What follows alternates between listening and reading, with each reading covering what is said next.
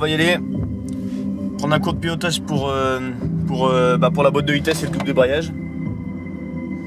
Et voilà. Donc allez, c'est parti. Donc alors, le double débrayage, ça consiste à accélérer accélérer au point mort. Et attends, je vais faire une démonstration. Mettons, on rétrograde en première. Je débraye, j'accélère, je relâche. Et j'enclenche la vitesse 5.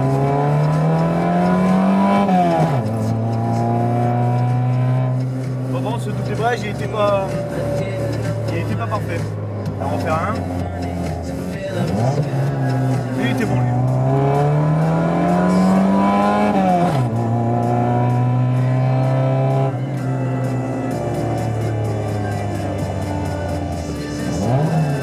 Parfait.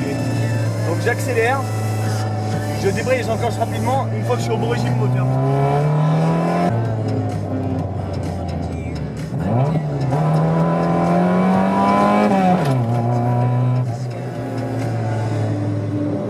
Voilà, ça repose sur la dextérité de double débrayage. Toujours donner le bon coup de gaz. Alors, généralement en première je rétrograde quand je suis à 40, comme ça je sais qu'il faut que je sois à presque 5000 tours à l'accélération. Vu qu'après je vais être à 5000 tours à 40 km/h en première. Donc c'est j'accélère pour mettre à 5000, rapidement j'enclenche et si le double débrayage est réussi, le levier de vitesse doit passer dans du beurre en option. On doit pas avoir l'option de que ça cloque. Ça ne doit pas faire un cran. Ça doit faire fort comme ça. Si ça fait comme ça, c'est parfait. Bon, par contre il faut de l'entraînement parce que pour faire le vrai double débrayage, celui que je fais là, après sinon il y a le double débrayage des pilotes, donc c'est un exemple juste après. Celui utilisé en compétition, qui est plus agressif pour la boîte, mais toujours aussi bien pour l'embrayage. Donc là, dans la prochaine époque, je vais vous faire un exemple de double débrayage utilisé en compétition. Normalement, c'est le talon pointé en compétition. Mais là, je vais juste faire le double débrayage rapide. Je continue juste je suis à 60 en seconde, je vous rétrograde en première. Donc c'est, je débraye, j'accélère, je débraye, j'accélère, je mets la première. Enfin, comme ça. En fait, je relance pas l'arbre de la boîte de vitesse. Regarde, ça soulage que l'embrayage. Et ça évite le blocage de voie à l'avant.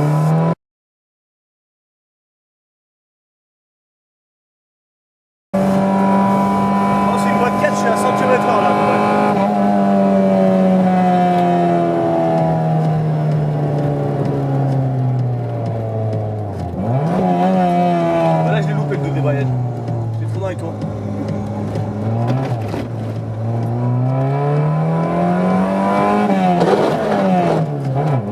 Aïe, là je me suis un peu loupé.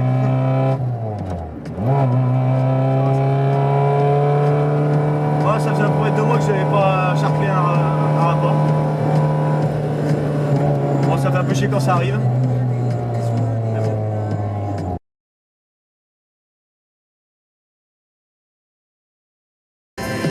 Donc là je mets un twin direct, comme ça je fais un exemple de double débrayage en seconde. Donc moi je me suis habitué à la première. Mais celui en seconde, avant j'étais habitué à la seconde, donc j'y arrivais bien. Maintenant on va voir. Donc là je suis à 55 en troisième. Je vais passer en seconde. Ah, là j'avais trop accéléré. Là pareil. Ah, j'y arrive plus en seconde. Donc là je suis casqué 70, je vais en faire un. Là j'ai encore trop accéléré. Ah, j'accélère toujours un peu trop en seconde. Avant j'étais habitué, maintenant je me suis entraîné sur la première, donc je sais plus faire. La seconde c'est plus difficile. Ah là je l'ai réussi parfaitement lui. Nickel. Après pour vraiment faire des débrayages parfaits, des doubles débrayages parfaits, c'est vrai, il faut vraiment être bon, enfin après c'est l'habitude. Mais tout c'est réussir à la suite, c'est dur.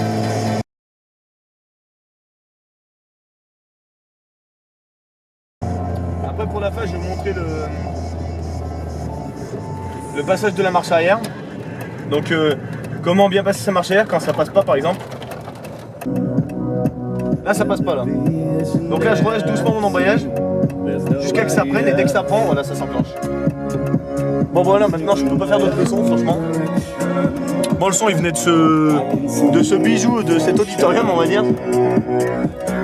Voilà, pour faire un peu d'ambiance, musique d'ambiance, parce que j'ai pas envie d'en mettre dans les montages, je sais pas, j'ai jamais fait de montage, j'ai pas envie d'en faire, enfin voilà.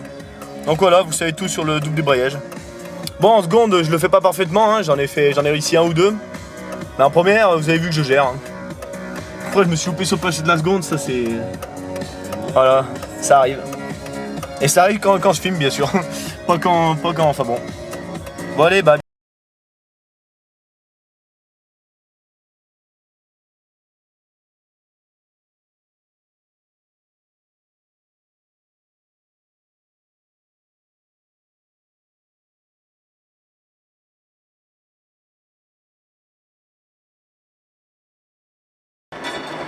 Donc là, nous allons voir le double débrayage phase 2. Donc c'est simple. C'est le doublage qui consiste à éviter d'user 2 fois plus le mécanisme de l'embrayage comme ceci, je vous montre. Normalement, quand je rétrograde en double débrayage normal, je fais comme ça. Je débraye, je sors, j'accélère, je débraye au bon régime moteur. Donc j'ai débrayé 2 fois. Un rétrogradage normal, on va passer en quatrième. Un rétrogradage normal, c'est un appui d'embrayage. On use une fois le mécanisme, mais on use le disque d'embrayage. Donc éliminer le jour du disque d'embrayage si c'est bien fait, on le fait avec le double débrayage normal, ça n'y a pas de souci. Mais là du coup maintenant on va apprendre à user le mécanisme autant qu'un rétrograde normal, tout en conservant l'usure du disque au minimum. Car le double débrayage parfait n'existe pas, il y a toujours un minimum de friction, mais infime quoi, on ne le perçoit pas forcément. Donc là l'idéal c'est de sortir la vitesse en accélérant et réaccélérer pour faire comme si on était au point mort et machin. Et là si vous voyez j'ai débrayé quelques fois.